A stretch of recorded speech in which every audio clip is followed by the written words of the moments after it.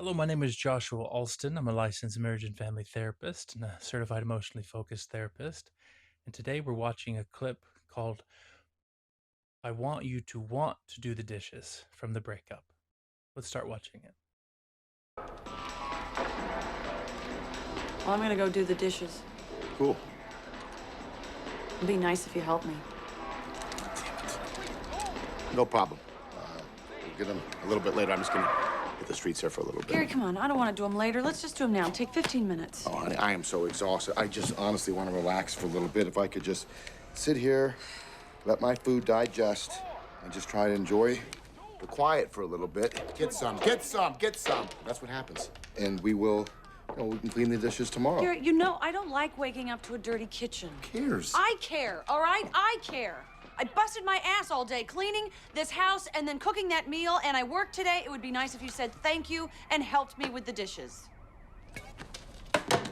Fine. I'll help you do the damn dishes. Oh, come on. You know what? No, that's not what I want. You just said that you want me to help you do the dishes. I want you to want to do the dishes. Why would I want to do dishes? Okay, so let's pause there for a moment. If you look at that, that's the title of the clip that we're watching is I Want You to Want to Do the Dishes. Now, as a couples, marriage, and family therapist, I get this all the time. People come in with difference of views, different opinions, different desires, different wants. And so as we're watching this and continue to watch this, I'm going to ask you to look and think, okay, which partner's actions makes more sense to me? Because we're going to look and say, okay, she wanted him to want to do the dishes. And Vince Vaughn's character says, why would I want to do the dishes? And that's a great question because at the same time, what does that mean to her? What does that mean to him? What is it that they're really trying to say compared to what's coming out? Let's watch some more. Why? See, that's my whole point. Let me see if I'm following this, okay? Are you telling me that you're upset because I don't have a strong desire to clean dishes? No, I'm upset because you don't have a strong desire to offer to do the dishes. I just did. After I asked you. Jesus, Brooke, you're acting crazy again. Don't you call me crazy. I am not crazy. I didn't call you crazy. I didn't call you crazy. No, I didn't. I said you're acting crazy. You know what, Gary? I asked you to do one thing today, one very simple thing, to bring me 12 lemons, and you brought me 3. God damn it. If I knew that it was going to be this much trouble, I would have brought home 24 lemons. Even 100 lemons. You know what I wish? I wish everyone that was at that goddamn table had their own little private bag of lemons. Gary, it's not about the lemons. Well, that's all you're talking. So notice she said it's not about the lemons. And so for a certain part of lots of different arguments, there's a part of us that knows that it's not necessarily about what we're talking about, that there's something very important happening. There's something very important that we want to say, but we don't fully know how to do it. One of the things I love about this clip is that we're going to see that there's going to be multiple attempts, multiple tries at trying to figure out and trying to explain what it is that not necessarily what's going on between the couple, that is true, but what's happening inside of each of these couples' brains and bodies, right? She talks about the lemons, first she talked about the dishes. And as you see, they're trying to find a way to connect. They're trying to find a way to get some understanding. But even as they're talking, they don't fully understand that. Talking about? I'm just saying it'd be nice if you did things that I asked. It would be even nicer if you did things without me having to ask you. Well, I do seem to remember doing something for you this morning without you asking. Gary, come on. What? I'm You serious. know what? No, Come I'm here. serious. I am I too. really. So I always like to push pause here because this is where I think a lot of men get in trouble, is because one of the things that they do that shows a lot of emotional support and love is intimacy. But the world in which we grow up in and are taught, especially as us men, we're not taught to look at intimacy in an emotional way, but it still is an emotional thing. And so we've been taught to joke about it, to put it out there, because in this moment, right, probably not the best time to bring up what he did sexually for her. But one of the things to pay attention to is he's also trying to diffuse the situation. He's also trying to make things better. He just has a different strategy. And throughout this, you're going to notice that the strategies are not lining up. am. Come on, you knew I was working today and I made that meal, and you could have thought to yourself, you know, you could have said, yeah, I think I'm gonna get Brooke some flowers. You said on our very first date that you don't like flowers, that they're a waste of money. Every girl likes flowers, Gary. You say that you don't like flowers. I'm supposed to take that to mean that you do like flowers? No, this is not about, you're not getting it. You're not getting this, Gary. Okay, it's not about the lemons, it's not about the flowers, it's not about the dishes. It's just about, how many times do I have to drop hints about the ballet? Perfect. So now what we see is not about the dishes, it's not about the flowers, it's not about the lemons. Okay, now we're gonna switch over to the ballet. You know I can't stay. Brooke, come here.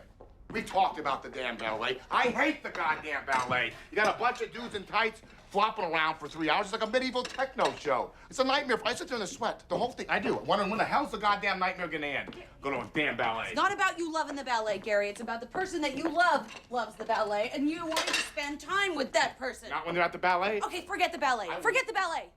We don't go anywhere together. We just went to Ann Arbor together. To Ann Arbor. To the Michigan Notre Dame game. You think screaming drunk kids and leprechauns doing backflips, that's fun. That's fun for me. Come on, man. I did that for you. How do you show up for me? I'm up on the bus every goddamn day for you. Come on. I'm busting my ass to be the best tour guide in the damn city so I can make enough money to support both of us. So one of the things I want to jump out and just point out for this character, right? He's now switching to a different defense. Right before it's more of distraction, be more of trying to put up excuses, justifications, which are all beautiful. But now he's resorting now to getting a little bit more angry, not to justify this, but at the same time, he's trying to discover what it is that he's trying to say, what he's trying to feel. He's trying to diffuse the situation in the best way he knows how. And hopefully you won't have to work one day. I want to work. All I ask, Brooke, is that you show a little bit of appreciation. That I just get 20 minutes to relax when I come home instead of being attacked with questions and nag the whole damn time. You think that I nag you? That's all you do. All you do is nag me. The bathroom's a mess. Your belt doesn't match. Hey, Gary, you should probably go work out. Nothing I ever do is ever good enough. I just want to be left the hell alone.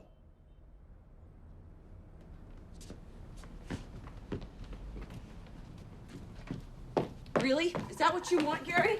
Is that what you want? Yeah. That's what you want? Yeah. Fine, great. Do whatever the hell you want. You leave your socks all over this house, dress like a pig, play your stupid-ass video game. I don't care. I'm done. What? I am done. I don't deserve this. I really do not deserve this. So the reason I'm pushing pause right here is that I really feel for both of them, right? It's hard when you get to a place where you feel like I'm done, when you feel like I can't take this anymore, right? That's why we have video games. That's why, as you saw throughout the different experiences, she was cleaning, right? We're all just trying to find distractions, trying to find ways to avoid this feeling of I'm done. And one of the things I want to point out, and we'll talk about this in just a little bit, is this idea of what happens when we get to that place that I'm done. Is that I'm done with the person that I'm with? Am I done with this situation? No, I'm done with this feeling, right? And that's what we're talking about is this idea that we're trying to get rid of this feeling. We're trying to understand the feeling, but since we've not been taught in a healthy way to do it, we're going to resort to whatever we have in our playbook. I deserve somebody who gives a shit. I'm not spending one more second of this life with some inconsiderate prick. You're a prick. Okay. So I'm going to push pause right there. Was the end of the clip. And the sad thing is in the attempt to try to connect, in this case, Jennifer Aniston's character, Brooke, she resorted to name calling, criticism, right? What do we justify in the name of love? What do we justify in the name of connection? One of the things that we see here is that as I look at it as a therapist, I see that underlying desire to say, hey, I'm scared. I'm scared that I feel these things. I'm scared that I don't feel like we're connecting. I'm scared that I'm not able to share this with you. Or when I try to, it doesn't come out correctly. And so one of the things I rely on, and I can have empathy for Brooke, is that when I imagine in the past when Gary did things for her without asking, that was a big love language. That was a big thing that said, hey, I'm special. And so one of the things that I want to point out, that it makes sense that she is sharing this passion, I call it passion. She's sharing this passion because what she's trying to say is, I miss that. I miss that feeling. I miss that love. I miss that part of me that didn't have to try and I felt loved. So in this moment, what she's doing, she's saying, hey, can you please do those things, or can you please notice, or can you please want to do the dishes with me? Because that is a big indicator for my past that said I mattered. And so as you look at this, and as you probably watch it again, look at it from the perspective of, if he doesn't send me flowers, if he doesn't get the lemons, if he doesn't listen to me, if he doesn't want to do the dishes with me, what does that mean about me? And that's where we get into this fear, sadness, that she starts to feel that fear and that sadness. But if she's never been trained to deal with it in a healthy way, she's going to resort to the beautiful protections that she has. And that's what we noticed, right? Doing the dishes, working, walking around, trying to distract herself, but at the same time poking and not letting Gary walk away. And so the reason she makes sense is because in her desire to connect, her body told her to keep going, keep fighting. But that's where we have to own some of those unhealthy patterns that come up because of the fact that being vulnerable gets us hurt, being vulnerable gets us taken advantage of, and we have to protect against that. Okay. One of the things I want to point out with Gary, right? Sometimes watching the video, Gary gets a lot of this criticism that says he's just playing video games. And video games are a hard thing for a lot of people because of that. What does it mean? What does it do? Right? We won't go necessarily into the power of video games or the detriment of video games. But his actions make sense because one of the things he's learned to do is put up those walls, put up those protections, kind of turn his brain off. And so that when she comes in and says, hey, I want you to want to do the dishes, as much as he's there, that's not on his radar in that moment to add another thing onto his list. And so when he hears Brooke kind of ask him to do the dishes, right, that's not one of those things that helps him to relax. So he puts up that wall and he puts up the protection. Or like in that moment, he was saying, let's do it tomorrow. For him, he has the ability to put it off for tomorrow. Not to say it's not important, but for him, he has that protection to put it up. So that when he gets asked to do it now, right, there's a part of the protector that comes out. And so that even when he then says, okay, now I'll do it, I'll change my routine for you, he gets pushback, which then in turn, his body will push back also. To the point where if you notice, you look around, there's a lot of deflections, there's a lot of justifications, there's a lot of good defenses that his logical body in some cases can just justify and say, hey, this is the reason for it, this is why. But as you can see, as things escalated, his body started to get into a place where he didn't want to be, right? That's why it kind of made some jokes about intimacy, and it kind of put some defenses out there, but it finally got to the point where his defenses turned to anger, frustration. And I never want to justify using anger and frustration. We just have to be careful with it, but it's a beautiful venting thing. But if I've not been taught to use it in a healthy way, then I'm going to use it to start to send that energy towards my partner.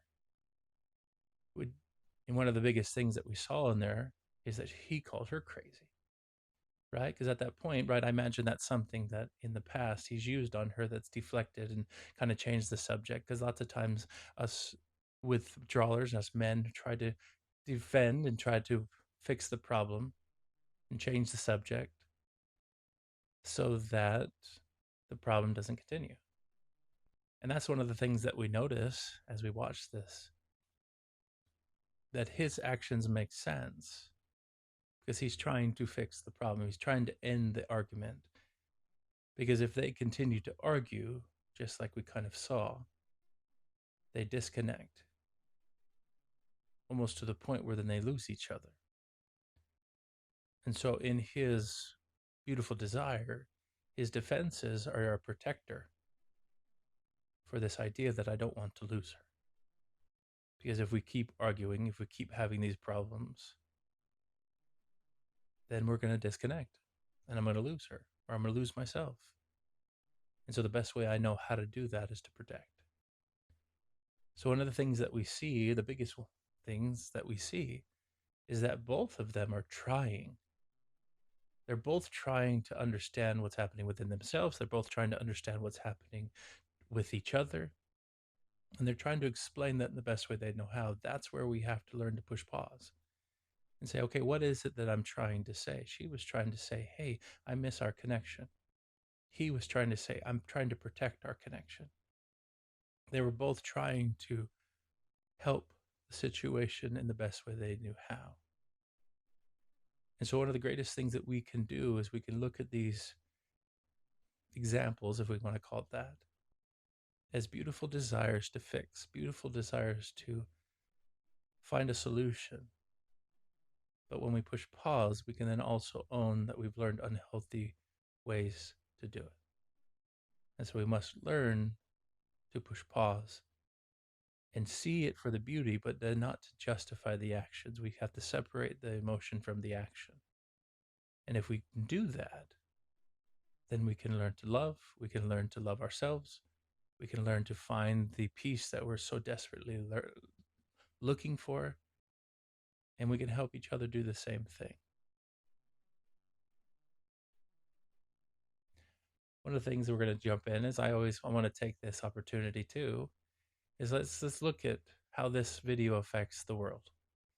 One of the things that we want to look at is it's not just the video that we watch, but it's like how are people responding to this, right? It's a really hard concept to explain to somebody if they don't naturally want to do nice things for their partners, right? So as a therapist, I see this and it kind of hurts me because one of the things that we automatically do is we assume, okay, look, they don't want to do these things because they don't love, right? If you don't naturally know how to do this, there must be something wrong with you. And that's hard because we can look at different things. It's a nice touch to how she's tidying up the dishes throughout the scene while he just stands there, right? Another reason that we want to be able to judge here is because, oh, she's doing the cleaning, he's just standing. One of the things I want you to see, some people, that's their coping mechanism, is to clean, right? If you've noticed, some partners have, as you're having an argument, they're constantly engaged in something. They're constantly cleaning, they're constantly walking around, okay? It doesn't mean that they're better at it. That's just what they have found throughout their life that helps them to do it, okay? They're arguing and she's still cleaning. It's just another one of those, oh my gosh, she's still clean. That's her coping mechanism in that moment, okay? Dude, I'm 31 now, and this is much more realistic and relatable than I ever thought. Okay, it is interesting as we take this as it becomes it's a rom-com. It's one of those things that we're trying to add humor to the seriousness of the world, but it is hard sometimes when you look and that becomes your life as you're trying to argue and trying to work on things with your partner. To have this sad reality that things don't go the way we want to is never easy.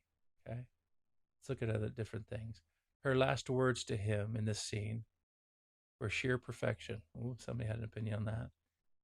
You really do deserve better than a partner who calls you crazy and gaslights you for simply asking for the same respect that you give them.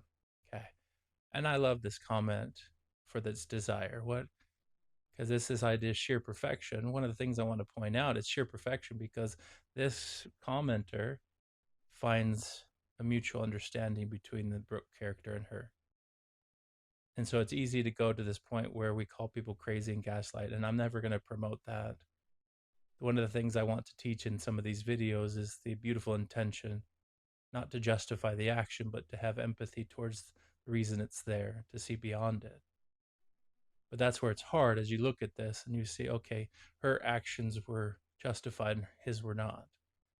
And that's where I want you to see is the intention behind both of them is beautiful, but the actions that they both kind of used, there are some unhealthy components to it. And so as we look at this and we take sides, I just would challenge people to be careful not to take sides beyond the fact of, oh my gosh, isn't that interesting? I can relate to them. Why?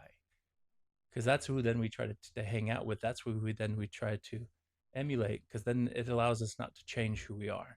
It allows us not to have to change our protectors. It allows us to not have to change and realize that there are some unhealthy things that we do that would be beautiful to be able to change. Okay.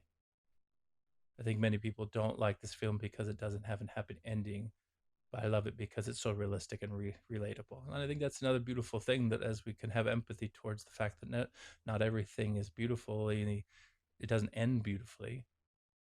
And that helps us to have empathy towards what's happening and not just judge too quickly. So I appreciate that comment. Classic, you're acting crazy, right? That's the sad thing, is that a lot of the times we use name calling, we use blame, we use criticism to try to end the conversation, right? One of the things that we must understand is our bodies, when they feel threatened, are going to use whatever resource they have. And so if I know that if I call you a name and that throws you off, sadly, my body's going to use it in the attempts of trying to figure out how to end what's happening right now so that we can disengage from the emotional intensity that's happening. Okay. Let's look at a couple of other ones. He doesn't see the big picture. It's not about the lemons or the flowers or the dishes. It's the accumulation of everything. And I think this is a beautiful comment to end on. It's not, right? And I think that's one of the hardest things, that we've all heard that phrase. It's not about the lemons, it's not about the flowers. It's about what's happening in the moment. Our body received a message that said, hey, somehow maybe I don't matter. And as sucky as that message was, that the problem is that there was a part of us that believed it. And so in our attempt to try to fight it, in our attempt to try to figure it out, our body and our mind tries to say, okay, I remember a time he did bring me flowers, or I saw a movie where the main character brought his girlfriend flowers, or I saw something and my body said, wow, that sounds nice. And so that's the thing to remember as we're looking at a lot of these. The beautiful intention behind what we do makes sense. Our actions make sense. What we have to start doing is not justifying just because they make sense that they're allowed. Just because we feel passionately does not give us permission to hurt others, does not give us permission to hurt ourselves. One of the greatest things I want to teach and put out there is that we have the ability to love. And that beautiful ability to love fuels a lot of our passion. Now, some people's passion comes out more often, others is kind of stored. But deep within all of us is that beautiful desire to be loved, to love ourselves. And when we have a partner, when we have the world that kind of doesn't activate the negative in us, life is good. And that's what we want. And we protect that at all costs. So anything or anybody that comes and tries to change it, sadly, we're going to fight. But what I want to teach everybody is this beautiful place that if we can push pause and ask, why does it make sense? And this is where it's hard, not necessarily just in myself, but in my partner and other people around me. I can have empathy for the beautiful intention, not justification for what they're doing, but beautiful empathy, that I can start to see them and I can start to understand where they're coming from. And then in turn, I will be able to match myself where they're at and not try to take them to where I am, but I can match myself as they learn to understand where I'm at. We're going to discover that we're both desiring to connect. We're both scared. We're both having a hard time. And as we learn to do that together, we will then learn how to connect so that when these things come up, we don't have to convince somebody that I'm allowed to be scared. I can be scared, and then I can allow myself to release the things that are in my life, the negative beliefs that are in my life, through the ability to be scared. So once again, I just wanted to sit with you. My name is Joshua Alston, and I wanted to sit with you and just talk about why you make sense and look at some of the examples in our lives that we might miss.